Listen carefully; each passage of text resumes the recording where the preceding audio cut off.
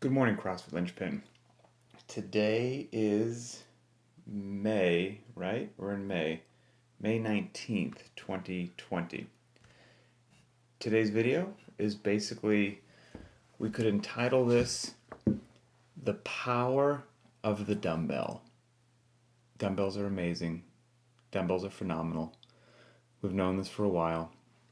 And that's why, of course, we have the limited equipment option on the private track. But I think dumbbells and how incredible they are right now on the forefront of many people's minds, even if they weren't previously, because of everything happening with COVID-19, people being locked out of their gyms for months, being forced to work out at home, and I bet a whole bunch of people wish that they had a set of dumbbells laying around if they don't. So, anyway, yes, and I saw somebody mention that isn't there basically a worldwide shortage right now? I'm sure there is. I'm sure anybody who had the opportunity to snatch one up grabbed one and never looked back. So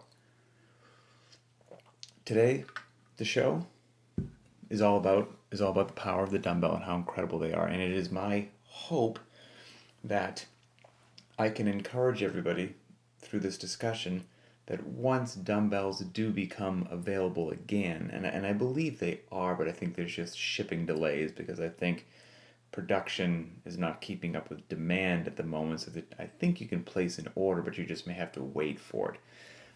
My advice to you is, if you have the disposable income, obviously, place that order and get some dumbbells.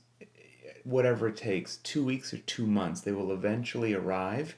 And then when they do, heaven forbid, I don't have a crystal ball, nobody does, but heaven forbid, there is, I don't know, a second wave of COVID, a third wave of COVID, or there is some other sort of infectious disease or something that occurs in 1 year, in 2 years, something in the future that the world is kind of in a state that it is now.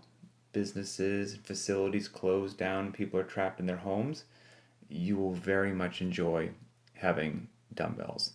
And not just for a situation like we do right now, but it's just amazing to have in general for if you wanted to make it to the gym and you didn't get to, the day got away from you, your schedule was a bit hectic, the kids occupied more of your time than you thought, and now you're stuck at home, it's 8 p.m., you look in the corner of your garage, you have a trusty set of dumbbells there, you have tremendous fitness opportunities just at your fingertips, and you will never be upset that they're there. So, my ultimate goal on top of that would be if I could be greedy, okay, if I can have anything that I want, I would love for you to have a bit more gear than just a set of dumbbells. If you have just the dumbbells, you're golden. But if we can have an amazing setup does not require much more space or much more gear. So for the limited equipment option on the Linchpin private track, you have a pair of dumbbells, you have a rugged pull-up bar bolted to your wall that you can kip on ideally. You have a pair of gymnastics rings, and you have a jump rope. Those 4 pieces of gear. That's it. I mean, the pull-up bar probably takes up more room than anything else, but you're done. And those gymnastics rings are hung from the pull-up bar, so they're low. They're not even hanging from the ceiling. You don't need to bolt anything to your ceiling. With that modest amount of gear, it may be minimal gear, but you should not read into that minimal fitness. You can obtain maximal, incredible, fire breathing, dragon, ninja level status fitness with that very modest amount of gear, and you will want for nothing. Yeah, maybe you want for a few things, right? Everybody wants something, but you'll be good to go. I priced out that gear, and again, this may vary a bit. I priced it off of Rogue. You would have to obviously include taxes and shipping. So I didn't include taxes and shipping. But if you're curious in general, how much do dumbbells, a great pull-up bar, gymnastics rings, and a rope cost?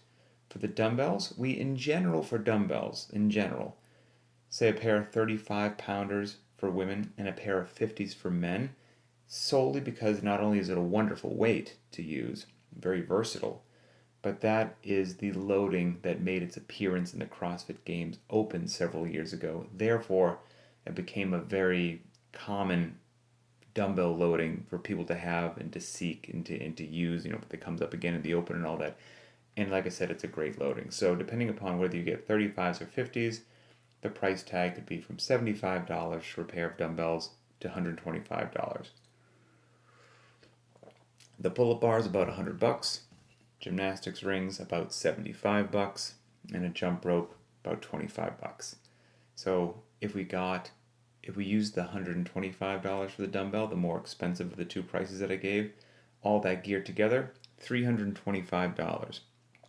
Certainly nothing to sneeze at there, but a very $325 plus taxes and shipping is a very reasonable amount of money to be done.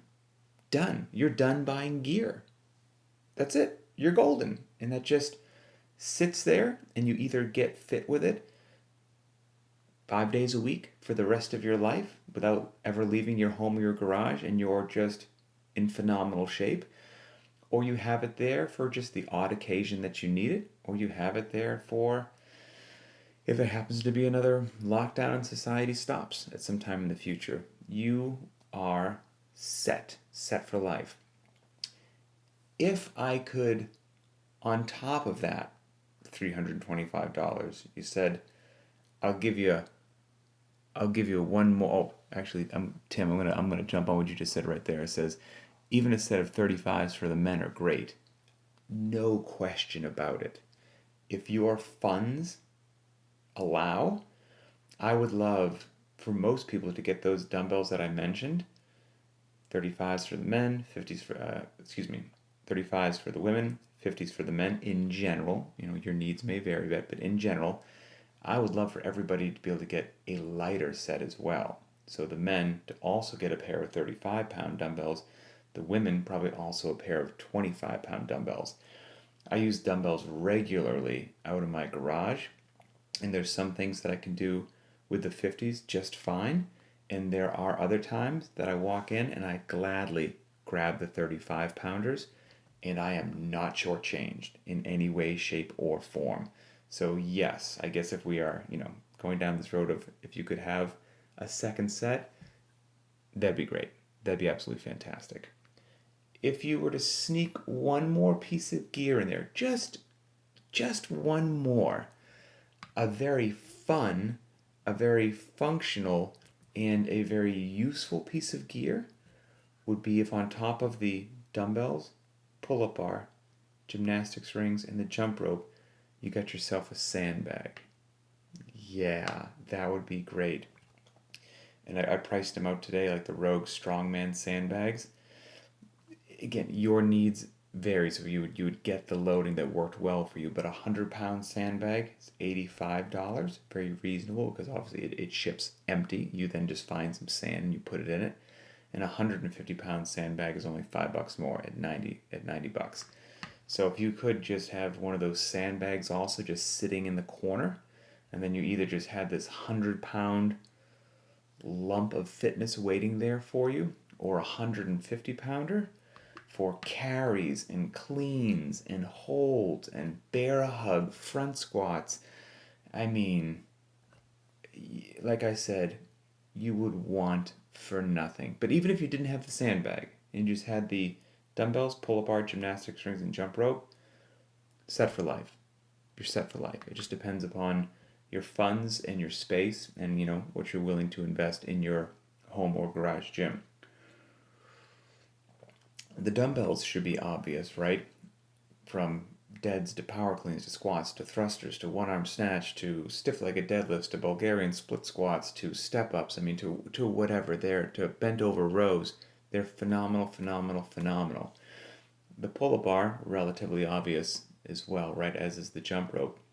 But the gymnastics rings hanging low from the pull-up bar, where most people might think of like a ring dip sort of a height, those might be a bit more unfamiliar to some people that are used to just having rings hanging high from the ceiling and could ask, well, what am I going to do with these low rings hanging from the pull-up bar?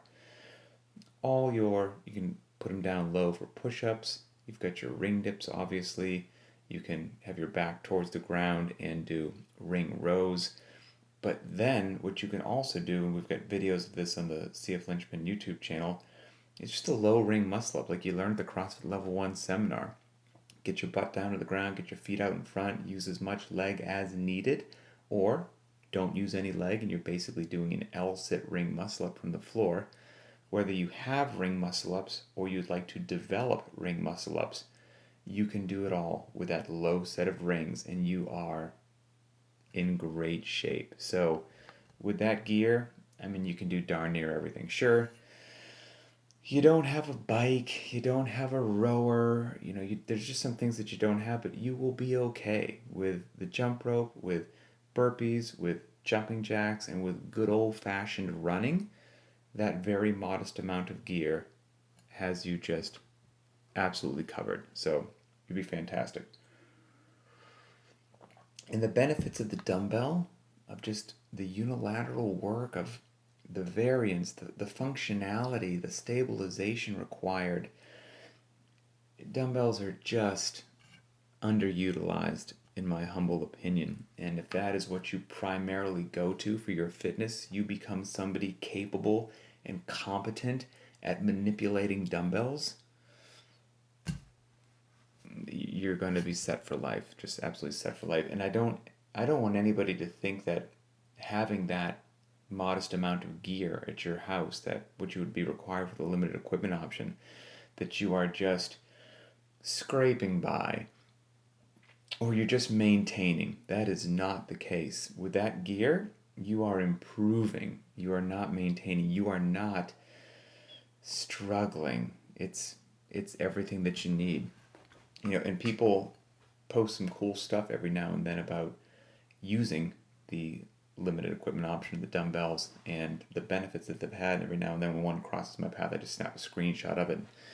And they live on my phone with the other thousands of photographs that I can never, find when I want to. But I dug up a few this morning, just to kind of paint this picture as well.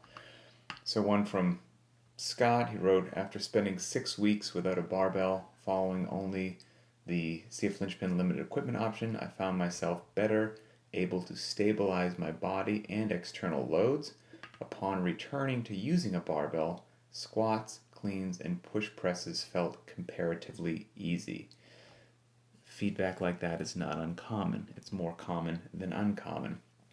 Morton says, I've been following Linchpin for a year, only doing the limited equipment option. So he's been doing that for 1 year solid in his backyard. The results he's seeing are crazy. And then a cool one that popped up yesterday.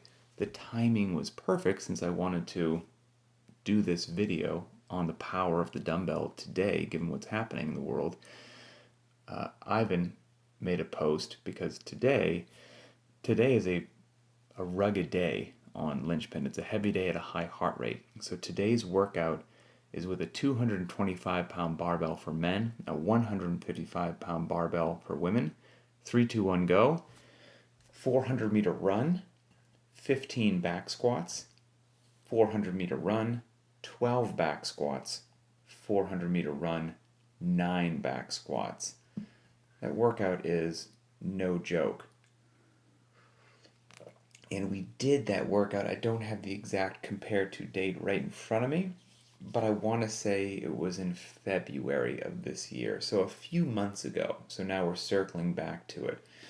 And as rugged as that workout is, you would probably say, if you want to improve on such a workout, you better be owning a barbell, you better be owning a squat rack, and you better be living under some heavy loading. But we got a really cool comment today from Ivan, who says, we followed the no equipment workouts for maybe a month and a half. We have nothing heavy at home, pulling, pressing our backpacks full of books, running in place with high knees, so on and so forth.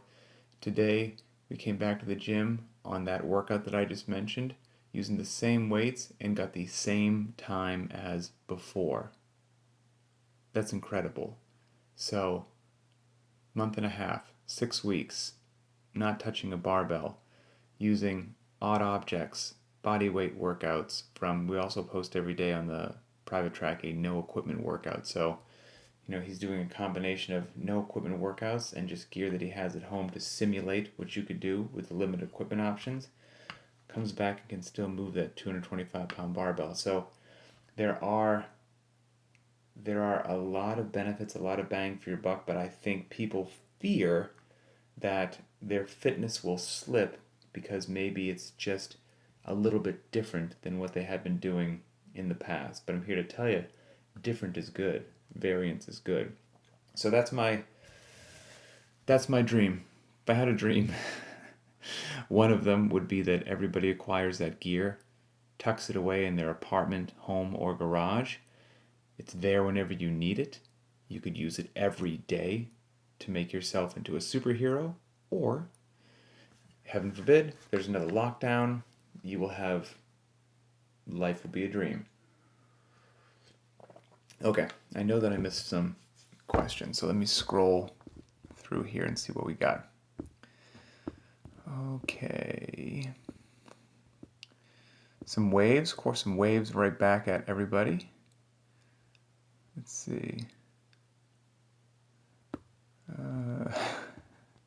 Got one of our Australian members say they're trying to protect themselves from a spider, which I think if you're in Australia, I'm going to go ahead and I'm envisioning some sort of absolutely crazy venomous spider.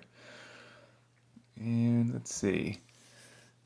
Chris, not ashamed to admit that I used the 35 pounds for the first 6 months of doing the Linchpin programming. It's only been the last 3 months or so that I started feeling comfortable using the 50s. I believe you. Like I said, I would love for everybody, if their funds made it possible, to have that prescribed set and then a lighter set as well, because even the lighter dumbbells, you will not be shortchanged. Yep, and then we've got one of our ladies here saying that she regularly uses the 25-pounders and they absolutely do the trick. Yep, more gentlemen chiming in saying that, hey, the 50s are great, but the 35s, they will get you going. Rick made a homemade pair of 30s, absolutely fantastic. Carl Stedman, CrossFit OG, over there across the pond, regularly uses the 35s, and he's been doing CrossFit for about 16 years, and he was kind enough to say that the limited equipment option is gold. Thank you, sir. Let's see. What do you think about making your own sandbag with an old backpack? It just depends. It just depends.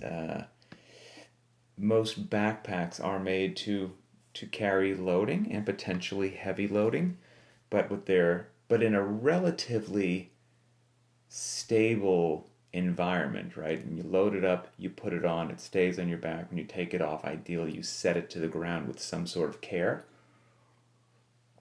Whereas the sandbags, the professionally made sandbags, they're made to, you can chuck them over your shoulder and then 100 or 150 pounds just repeatedly falls to the ground, smashes the concrete, you pick it up, you do it again, you do that for 30 to 50 reps every single time, and it's made to take that beating.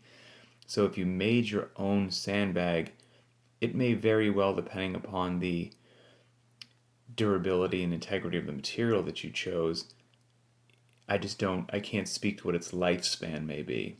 If it's a very heavy-duty, durable material, it may last a decent amount of time, but if not, I think there's a tremendous amount of force happening when those sandbags hit the ground, and it would be very easy for seams to split or something if you didn't choose some very high-quality stuff. So, that's it. It might work well, it might not. It's only time will tell. Let's see. Dumbbells are awesome. Dumbbell thrusters. Yeah, come on. If you get familiar doing dumbbell thrusters, your wheelhouse is fitness. Let's see. Okay. Brandon's got one question that we'll finish on here. And he says, regarding the programming for Linchpin, will you ever include a sandbag or a ski erg? So, yes and no. We touched on this actually, I think last week or the week before in a video, with regards to, okay, so we don't go down a rabbit hole, quick encapsulation. The overwhelming majority of the workouts that I program for CrossFit Linchpin, there's a bunch of stuff I'm trying to juggle at once. Not only all the just classic elements of programming and variance and being well-rounded so that everybody advances with their engine, their body weight movements, and their, external loads, barbells, dumbbells, strength, etc. But then I'm trying to also program them in a way that the largest segment of the population will have the ability to do the workouts, and so they'll be more inclusionary versus exclusionary. So while something like a ski erg is phenomenal, if we go down the order of gear that most people have, it's probably bike or rower by far.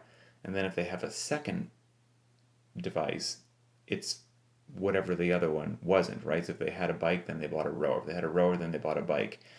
And then, down the list somewhere, they probably pull, if they do have the funds, they get a ski erg, but very few people will have a ski erg and not have a bike or a rower. So most of the things that we program will try to get all the work accomplished with what is the most relevant gear to most folks. With that being said, if you have a ski erg, fantastic, and you should absolutely feel free and empowered to use it. And on any workout, so for example, today's workout with the back squats includes 400-meter runs. If you click on the workout on the private track, any day that there's a run or a row or a bike, we give the other options to use any sort of piece of gear. So for example, on today's 400-meter runs, under that workout, it tells you how to do that if you're going to do it on the rower, how to do it if you're going to do it on a bike, and what the distance should be if you're going to use a ski erg. So on any day that has something like that, like a monostructural piece, if you have a ski erg, we'll tell you what you should do for the ski erg, and you absolutely can throw it in there 100%. The other part for the sandbag, and we've mentioned this before as well, is sandbags are phenomenal. They're great. I did sandbag cleans last week because they just looked fun instead of the power cleans. And I don't program them on a regular basis exactly for the same thing that we said about the ski erg. Like just most people probably don't have a 150-pound sandbag sitting around. I wish they did because they're great. If you do, anytime, the better that you understand the programming, the better that you understand the intended stimulus, which is wrapped into why we do the video discussions every day, so that ideally our community becomes more and more educated about what today's workout is, what the goal is, what the intent is, how I could scale or modify it based upon what I do or don't have. If it was a power clean, for example, and you have a sandbag sitting there, you absolutely can grab that sandbag, not touch the barbell that day, and put the sandbag in your workout and do the cleans. 100%. And you should feel great to do that anytime that the opportunity crosses your path. It's just most folks don't have that gear, and so we try to make it, like I said, as available as possible to the broadest scope possible, and then educate everyone so if they do have a cool niche piece of gear, fire it up. I mean, same thing could be said for, prowlers and yokes. They're phenomenal. They're awesome. But most people don't have a yoke sitting around. It's not exactly cheap. It takes up a tremendous amount of space in your gym, but that doesn't mean that it's not incredibly beneficial. And so sandbags kind of fall into that category as well. So that's it. All right. Have a great day, everybody, and put your name in line to get a pair of dumbbells. You will not regret it.